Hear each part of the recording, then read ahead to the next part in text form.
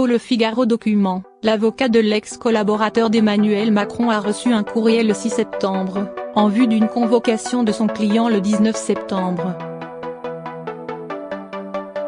Mais les deux hommes estiment que la commission aurait dû cesser ses travaux dès le mois de juillet, à l'ouverture de l'information judiciaire. L'affaire Benalla va-t-elle repartir de plus belle ? Alors que la commission des lois du Sénat, qui s'est constituée en commission d'enquête parlementaire dans le cadre de ses investigations sur l'ex-collaborateur d'Emmanuel Macron, va reprendre ses travaux mercredi, une demande d'audition a été adressée par mail à l'avocat de l'intéressé. Daté du 6 septembre dernier à 15h02, le courriel envoyé par un employé du Sénat précise que cette audition aura lieu au Sénat mercredi 19 septembre à 8h30. Le document, dont Le Figaro a pu se procurer une photo d'assez mauvaise qualité, se termine par une demande d'informations complémentaires concernant la manière de contacter Alexandre Benalla. Certaines des 16 lignes que comporte le document sont reniées. Voici la partie lisible de la conclusion. Accepteriez-vous, soit d'en informer l'intéressé, soit de me transmettre ses coordonnées afin que... En outre, pouvez-vous m'indiquer à quelle adresse postale et à quelle adresse mail? Naturellement, je reste à votre disposition et à la disposition de M. Benalla sur le déroulement, peut-on y lire dans sa réponse, que Le Figaro a pu consulter, Laurent Franclinard affirme notamment avoir transmis la convocation à son client, qui est tout à fait favorable à venir s'expliquer devant le Sénat. Contacté par Le Figaro, ce dernier confirme d'ailleurs cette version, « Je veux y aller, et j'irai ». Pourtant, l'intéressé ne compte pas répondre à la convocation émise par le Palais du Luxembourg à la date évoquée dans l'email. Son avocat et lui invoque un imbroglio juridique, qui rendrait selon la commission d'enquête parlementaire caduque. Je viendrai devant le Sénat à l'issue de l'information judiciaire.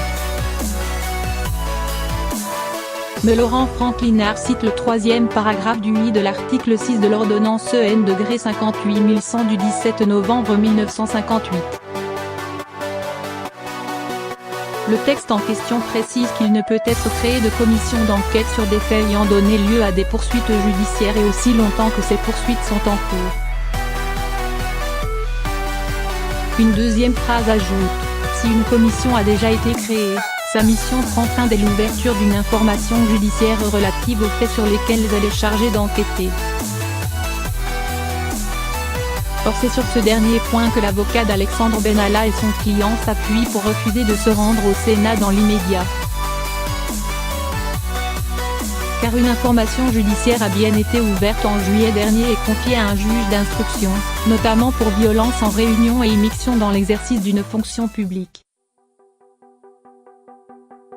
Je viendrai devant le Sénat à l'issue de cette information judiciaire, se contente donc de répondre aujourd'hui Alexandre Benalla.